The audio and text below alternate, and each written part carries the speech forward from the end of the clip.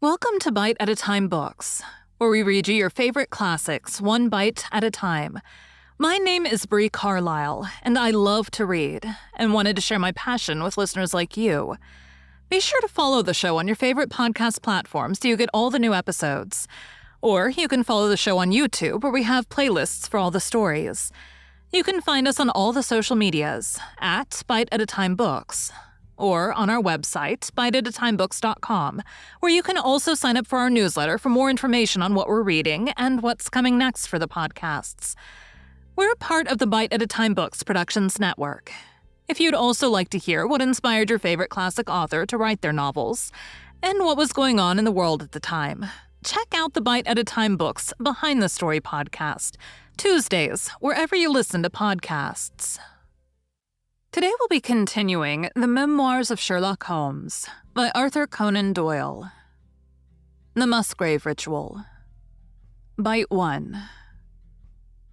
An anomaly which often struck me in the character of my friend Sherlock Holmes was that, although in his methods of thought he was the neatest and most methodical of mankind, and although also he affected a certain quiet primness of dress, he was nonetheless in his personal habits one of the most untidy men that ever drove a fellow lodger to distraction. Not that I'm in the least conventional in that respect myself. The rough and tumble work in Afghanistan, coming on the top of a natural bohemianism of disposition, has made me rather more lax than befits a medical man. But with me, there's a limit. And when I find a man who keeps his cigars in the coal scuttle, his tobacco in the toe end of a Persian slipper, and his unanswered correspondence transfixed by a jackknife into the very center of his wooden mantelpiece, then I begin to give myself virtuous airs.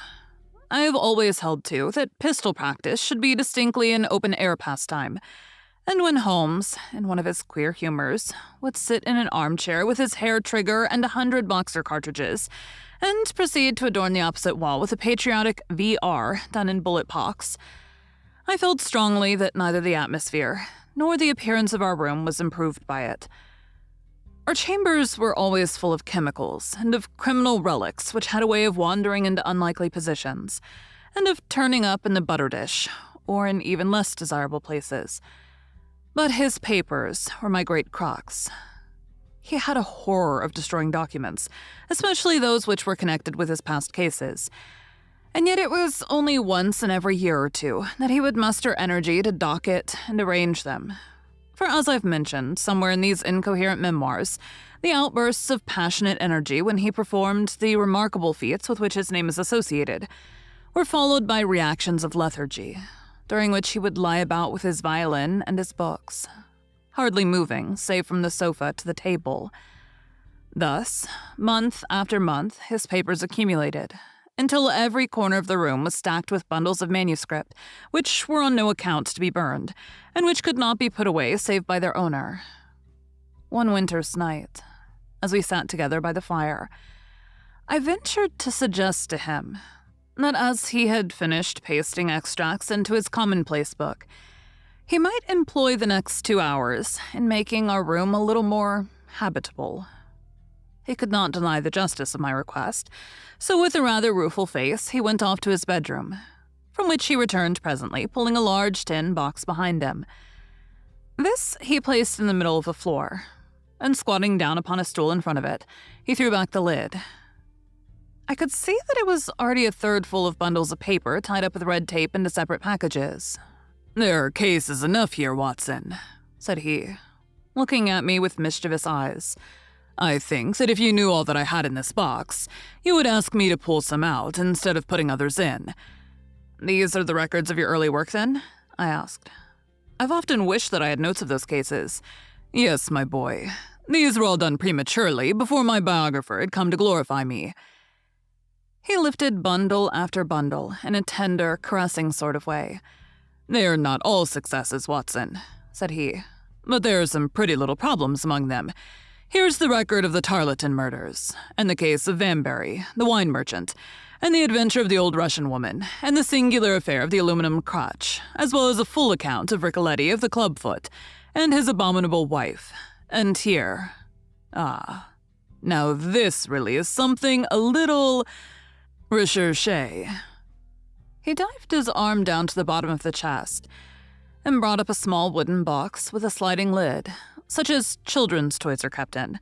From within, he produced a crumbled piece of paper, an old-fashioned brass key, a peg of wood with a ball of string attached to it, and 3 rusty old discs of metal. "Well, my boy, what do you make of this lot?" he asked, smiling at my expression. "It is a curious collection." "Very curious. And the story that hangs round it will strike you as being more curious still." "These relics have a history, then?" "So much so that they are history." "What do you mean by that?" Sherlock Holmes picked them up one by one and laid them along the edge of the table. Then he reseated himself in his chair and looked them over with a gleam of satisfaction in his eyes. "These," said he, "are all that I have left to remind me of the adventure of the Musgrave ritual." I had heard him mention the case more than once, though I'd never been able to gather the details. "I should be so glad," said I, "if you would give me an account of it." "And leave the litter as it is?" he cried mischievously. "Your tidiness won't bear much strain after all, Watson. But I should be glad that you should add this case to your annals, for there are points in it which make it quite unique in the criminal records of this, or, I believe, of any other country.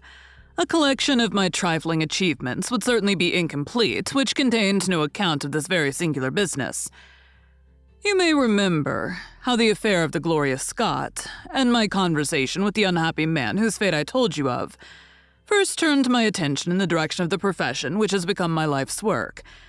You see me now when my name has become known far and wide, and when I am generally recognized both by the public and by the official force as being a final court of appeal in doubtful cases. Even when you knew me first, at the time of the affair which you have commemorated in A Study in Scarlet, I had already established a considerable, though not a very lucrative connection. You can hardly realize, then, how difficult I found it at first, and how long I had to wait before I succeeded in making any headway. When I first came up to London, I had rooms in Montague Street, just round the corner from the British Museum, and there I waited, filling in my too abundant leisure time, or by studying all those branches of science which might make me more efficient.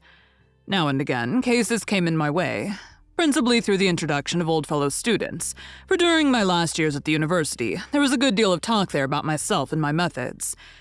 The third of these cases was that of the Musgrave ritual, and it is to the interest which was aroused by that singular chain of events, and the large issues which proved to be at stake, that I trace my first stride towards the position which I now hold.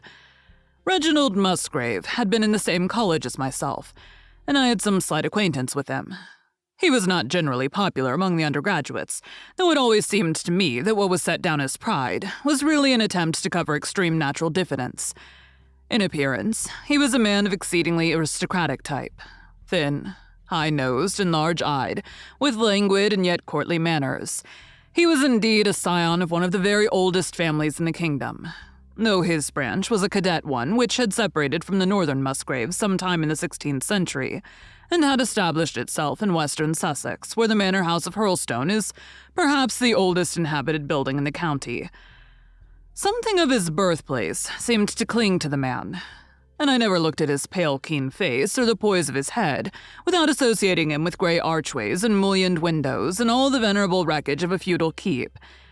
Once or twice we drifted into talk, and I can remember that more than once he expressed a keen interest in my methods of observation and inference. For 4 years I had seen nothing of him, until one morning he walked into my room in Montague Street. He had changed little, was dressed like a young man of fashion. He was always a bit of a dandy, and preserved the same quiet, suave manner which had formerly distinguished him. "How is all gone with you, Musgrave?" I asked, after we had cordially shaken hands. "You probably heard of my poor father's death," said he. "He was carried off about 2 years ago. Since then, I have of course had the Hurlstone estates to manage, and as I am member for my district as well, my life has been a busy one.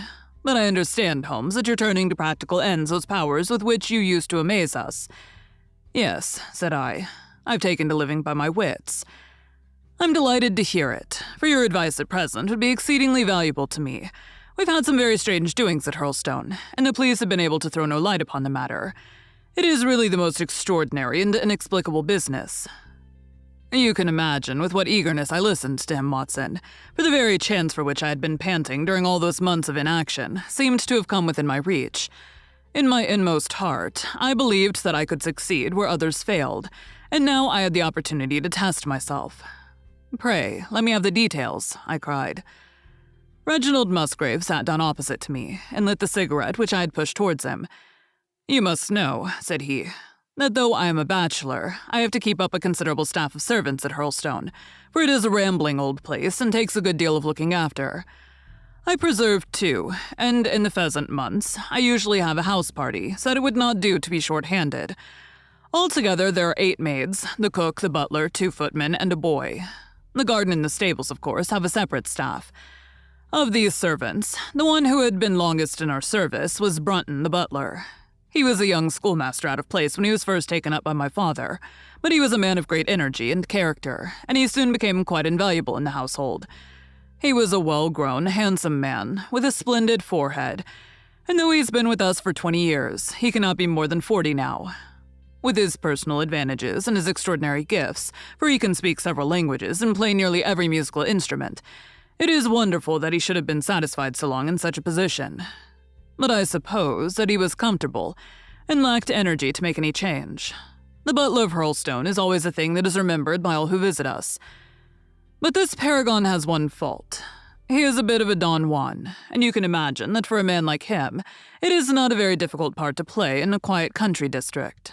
When he was married, it was all right, but since he's been a widower, we have had no end of trouble with him. A few months ago, we were in hopes that he was about to settle down again, for he had become engaged to Rachel Howells, our second housemaid.